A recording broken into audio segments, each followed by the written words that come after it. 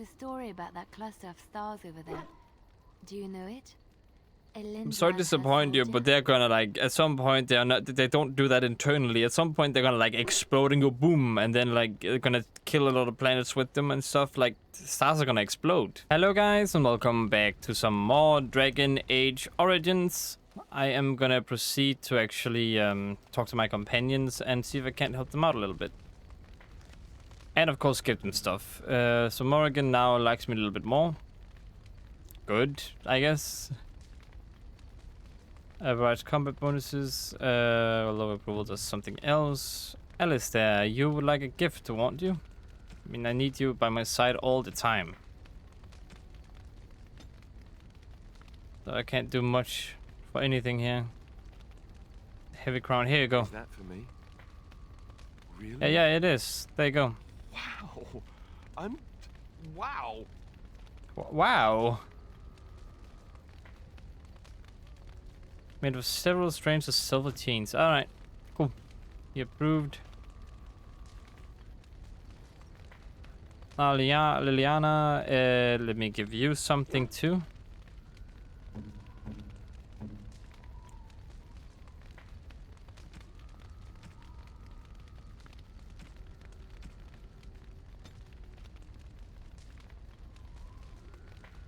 Alright, the Chantry, the Rose of Olay. Why, thank you so much. What? I thought you would like that of all the things. What about this one? Oh, how dear of you. Thank you so much. I don't know what this is about though. To improve a very decorated clientele, strong enough to fluster a tranquil and almost unbearable spirit, served by powdering catsbane flavor enchanted antidote. Yeah, but that's weird. I don't know what that is for. Yeah, and I have the dog thingy too. Hugo. Alright, Hugo, let's see what you got here. You got this one. There you go. Doesn't really change anything though. It's wall paint, but I don't see any wall paint.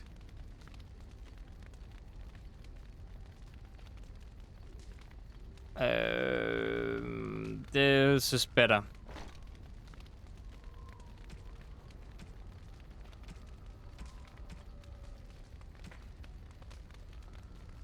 They'll really like me 100%. That's nice. Alright, Sten, let's see what you got here.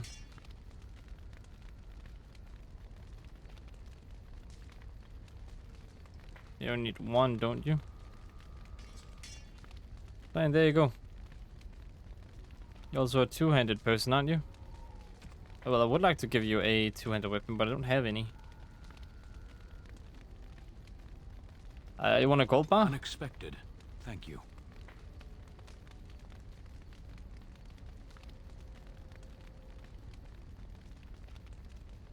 That's definitely not for him.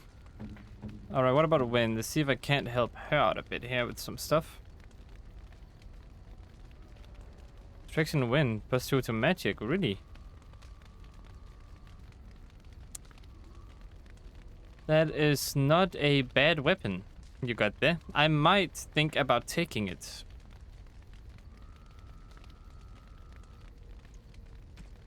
Yeah, I might just take it from you.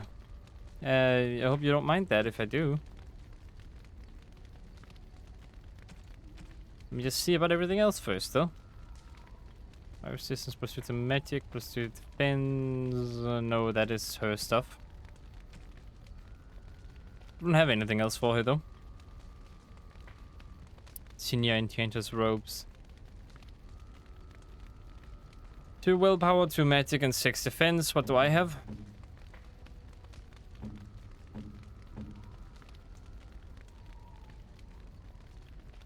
Three armor, 2 spell power, and health regeneration. 2 willpower, 2 magic, and 6 defense. 2 willpower. 3 armor? What does she have? How much armor? 6 defense. She doesn't have any armor though. Alright, I'm gonna stick with this.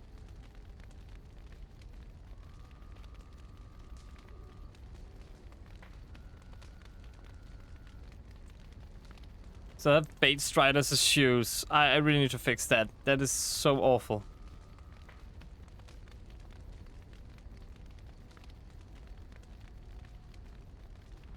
Yeah, it only does 520 damage. Her does what? 520, 29 armor penetration. 29. It's the same kinda range 54. Range 54, spell power 4. Spell power 4.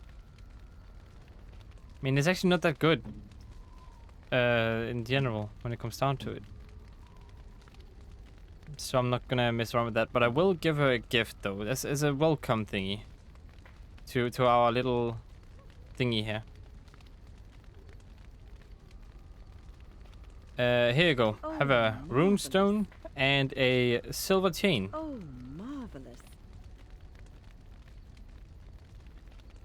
And then, just because I want to get on Lena's good side, I want to romance her, let's give Why, her thank this you one. so Oh, because she much. didn't like that very much. I tried to give that to you out of love, and you just say, oh, I only like it one.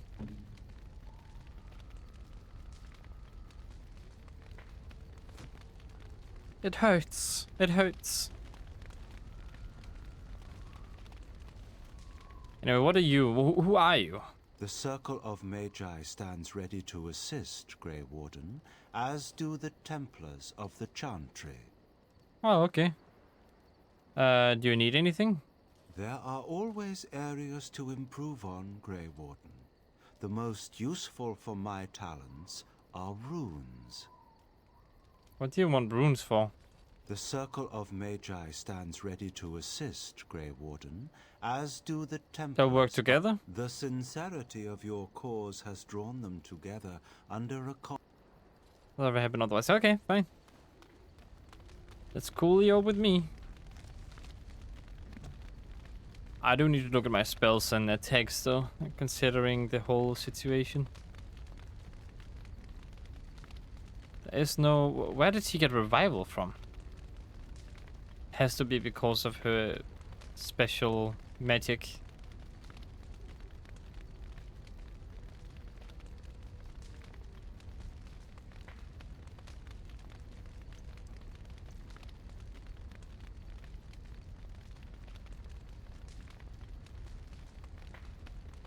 Bruno.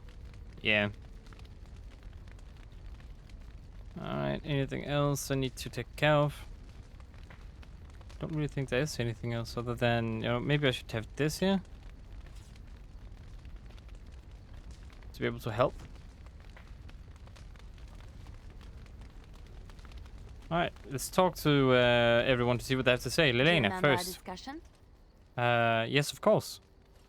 I just wanted to tell you that I thought about what you told me, and you were right. Despite what Marjolaine says, I am not like her. I know that now. I've found peace in knowing the Maker, and nothing will change that. I followed you to make the world a better place, and as long as I keep that in mind, I will not fall. Sometimes, it takes another to show us the truths we hide from ourselves. So do I get a reward? My eternal gratitude and friendship? I've already pledged myself to your cause, so I can't give that again. Monsieur, there's more you can give me. I have a half-eaten hill of bread and some cheese from breakfast. You want those? No?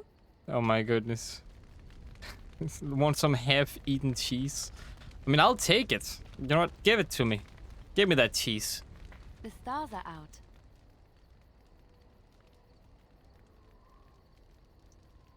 There's still beauty to be found in this world. So go help Alistair make supper. There's still beauty to be found in this world. It comforts me to know that the stars will remain untouched by the blight. That whatever happens down here, they will shine eternally. Their light undimmed. There is a story about that cluster of stars over there. Do you know it? I'm sorry to disappoint you, but they're gonna like at some point they don't do that internally. At some point they're gonna like explode and go boom, and then like they're gonna kill a lot of planets with them and stuff. Like stars are gonna explode. But yeah, great night sky, huh? I can't say I've heard it. A long time ago, there lived a fair maiden called Elindra. She had many suitors, but spurned them all, for she did not love them. One day, Elindra was sitting by her window in her father's castle, singing and dreaming, when her lovely voice caught the attention of a young soldier.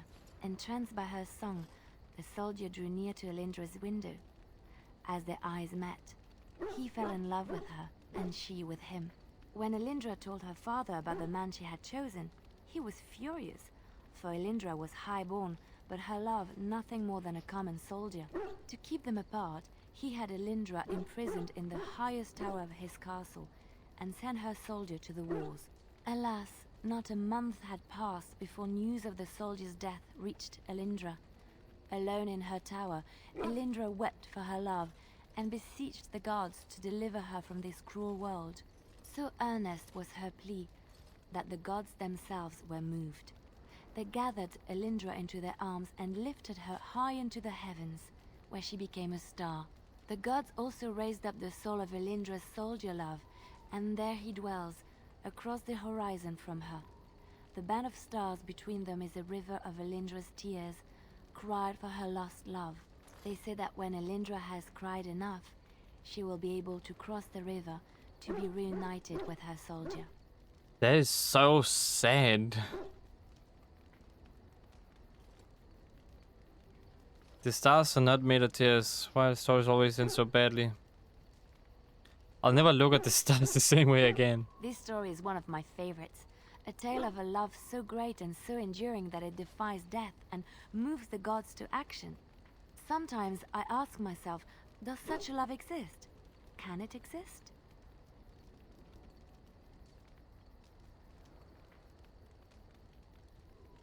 Few loves are so powerful. Real love is a mix of lust and attachment, nothing more.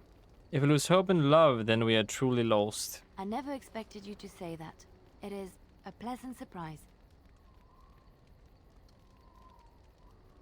I'm secretly a terrible romantic.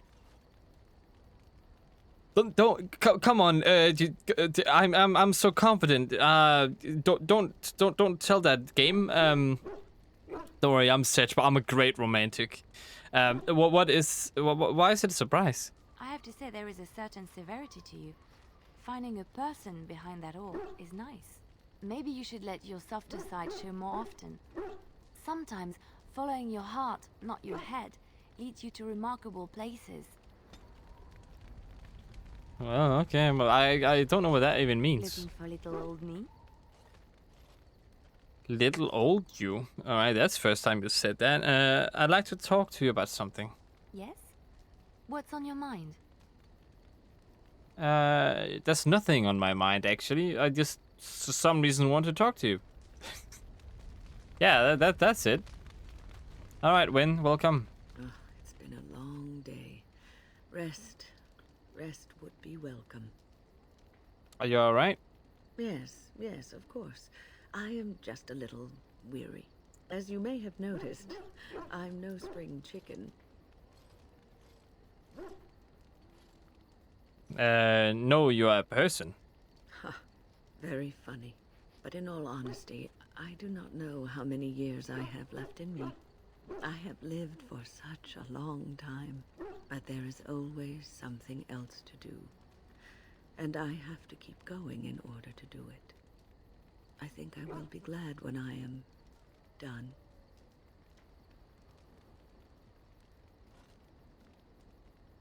I'm sure you'll be kicking around for years yet. Oh, I don't know.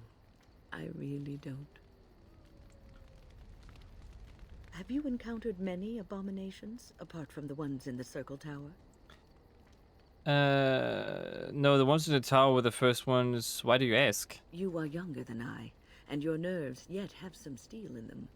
Did you feel any fear facing the abominations? I was terrified. They're quite horrendous looking. No, they die the same as anything. Some, but I knew I could not falter.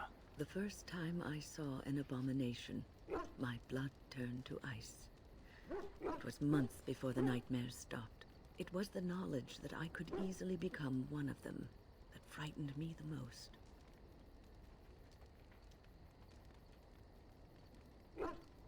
You're a great mate. You would never become an abomination. Yeah. Every mage is vulnerable, no matter how accomplished or powerful. That is the first thing we learn, and overconfidence can lead to recklessness. But One being slip, too careful can lead to you not being able to do what you and wanted to do. everything you are is simply gone, replaced by madness. And there is no turning back, or at least that's what they say. Isn't it better to believe in yourself? All right, believe in yourself and believe that you won't ever be one of those abominations than just say, oh no, it could be me, what do I do? Oh, I can't sleep all night, for a very long time. I haven't been able to sleep. Like, it's better to be overconfident in that case, I would say, than to be scared of you becoming something else. You can be like in real life. You're scared that you can become a murderer or a robber or all that stuff, because it is 100% possible that one day something might trigger those things. But again, only you can truly make those decisions. The difference here is, of course, that someone else can turn her into like an abomination. But it's a little more scary in real life, because you never know if you actually are capable of that or not. And other people are capable of it, so why shouldn't you be capable of it? This got a little deeper than I wanted it to be, but like it's just like that, and I still do believe that I believe myself that I would never become a robber or a murderer whatsoever, because I don't want to be, and as long as I can have something against it, as long as I keep thinking that way, I believe that I won't ever be. I truly believe that. But if you keep wondering if you are a robber, if you can ever be a murderer or a robber, at some point you might just become that because you keep thinking about it too much. And at some point you get so annoyed by yourself thinking about it that you might just do those things you never wanted to do. So, yeah. You have doubts? Of late, I have begun to wonder if there is any way an abomination can be cured. Or if a mage could be so possessed and still retain their sanity, their humanity.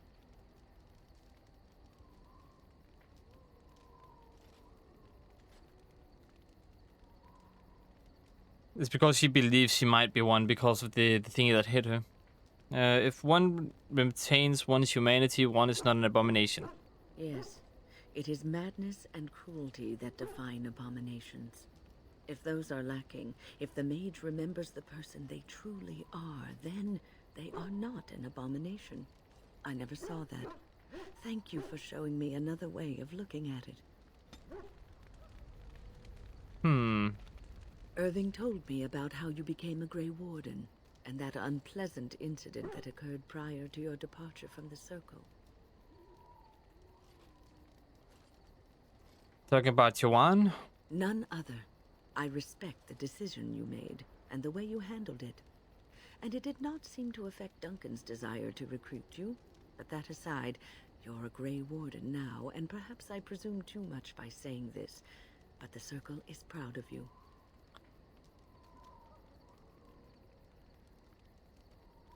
Well, if I was there, perhaps I could have prevented... No, I'm grateful that I can use my gift for something good. You are a true child of the Circle. Raw power tempered with learning, wisdom, and the desire to serve others.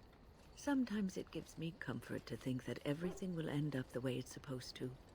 That it will be all right. You were chosen. You survived the joining when others did not. Perhaps it was meant to be. Anything else you want to tell me? I must ask, what does being a Grey Warden mean to you?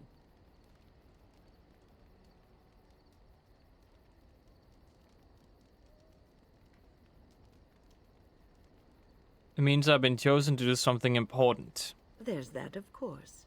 But there's more to being a Grey Warden than killing Darkspawn and saving the world from the Blight. Protecting Ultimately, everyone.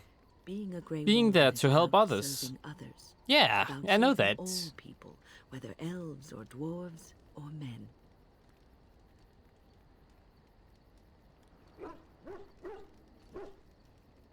But Grey Warden's about to no one. I don't quite understand. I do understand. Why are all of these so mean? You mean to say that a service a protector? Yeah, I knew that from the very beginning. It's not news to me. As a Grey Warden, you are a guardian of men. And you guard them because their continued existence is more important than you are. Thus it is you who serves, not they. I never said that. I wish I could be served instead. I will keep that in mind. A good king, a true king who cares for his land, uses his power to rule firmly but fairly. He serves his people first and foremost. The king who does not do this, who believes that he is entitled to his power, who abuses it and uses it for his own means, is a tyrant.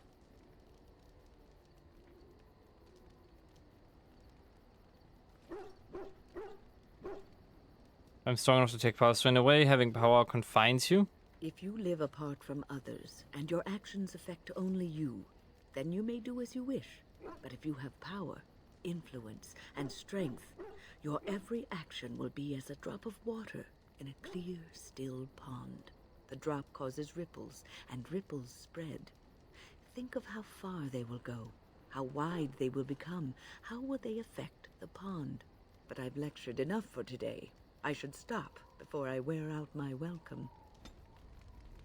I don't need your lecturing. I know what I'm doing. Is there something you need?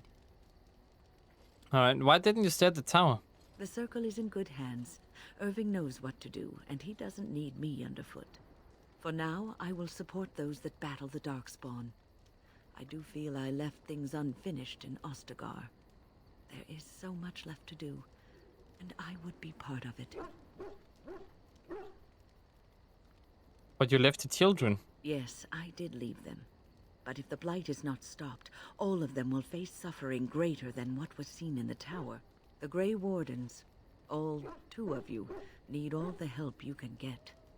I will see this through to the bitter end, and after that, if I am still left standing, then I will return to the circle.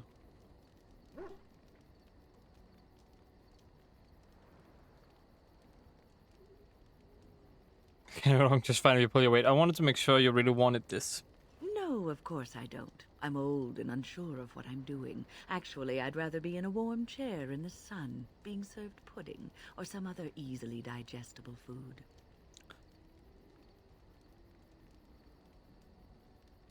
Well, that can be arranged. I'm sorry, I didn't mean it that way. I know. I was just teasing. The ability to laugh at myself is something I developed too late in life. But to allay your fears, yes, I am sure this is what I want. Alright, that's good. Oh yeah, I have something else I want to talk to you about. Something about the circle. I will answer to the best of my ability. How did you become a mage? People don't become mages. They are born mages. The talent just surfaces later. Yeah, but how did you become But born you a were mage? asking how I ended up at the circle. I was brought there by the Templars, just like many of the other apprentices. I don't remember very much. I was very young then. And what about your family? I didn't have a family. I never knew my real parents. My earliest memory was of hiding in a hayloft on a farm, trying to keep warm. I was found, and the farmer's wife was kind enough not to send me away. But they had children of their own, and I was never made to feel welcome. The eldest son was the worst. He was always calling me a stray, and throwing anything he could get his hands on at me. And I don't know how it happened, but one day, he just found his hair on fire. Fortunately, there was a large trough nearby. I mean, was he seriously hurt? I had singed his hair and eyebrows, but injured little other than his pride. Who knows what they would have done to me had he been more seriously hurt. Thankfully, all I had to endure was a few nights locked in a cold barn with a bowl of water and a crust of bread. The That's still a little Templars arrived extreme. several mornings later. That happened when you arrived at the tower. I'll never forget the moment the Templars led me into the entrance hall of the tower. I had never seen anything so grand in my life. I stopped being afraid then. I knew I was home.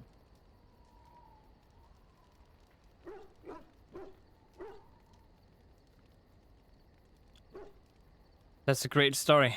Well, that's about all there is to my tale. That's how I came to the circle. It's been a while since I left the tower. It has been almost a year, hasn't it? Do you miss the tower at all? I mean, yes, kinda, sort of. I mean, I can imagine my character missing it a bit. Yes, it was my home for so long. You can take a mage out of the circle, but you can't take the circle out of the mage. Or so Irving used to say. He was joking, but there is some truth to the statement. A mage never really leaves the circle, and for the rest of your life you will be seen as a circle mage. But I'm a Grey Warden now. But you will always be a mage, especially in the eyes of others. You represent both mages and Grey Wardens, and your actions may reflect well or badly on both groups. Remember that. Couldn't care about others, what? I'll do what's right, and I don't care what other people think. That is commendable, but one's principles are often subtly influenced by others, though you may be unconscious of it. The only thing one can do is to be aware that this is a possibility, and ask yourself often why you do what you do. Oh, but listen to me go on. You start a conversation, and I just run away with it, don't I? Indeed you do. At least you don't repeat yourself like other old people. I'm glad you take your time to counsel me. I've been mentoring apprentices for so long, it's become something I do unconsciously. I don't know if I could stop even if I wanted to. New ability, minor willpower? So you got a new ability? Huh, okay, nice, I guess. I really hope you get a new ability too, Alistair. What do you need? Ask you something. Ask away. Temper the Grey Warden, you remain a Templar. No. Nope, none of these are kind of something I need to know. They're all kind of meh. Big mess. Well, that is also going to be for this video. It's really just been me talking to people and trying to enjoy my time here at the campfire, you know. But still hope you enjoyed nonetheless. If you did, click that like button. If you want to see more from me, subscribe 8,000, click the subscribe button, and I hope to see you in the next one. And as always, stay awesome.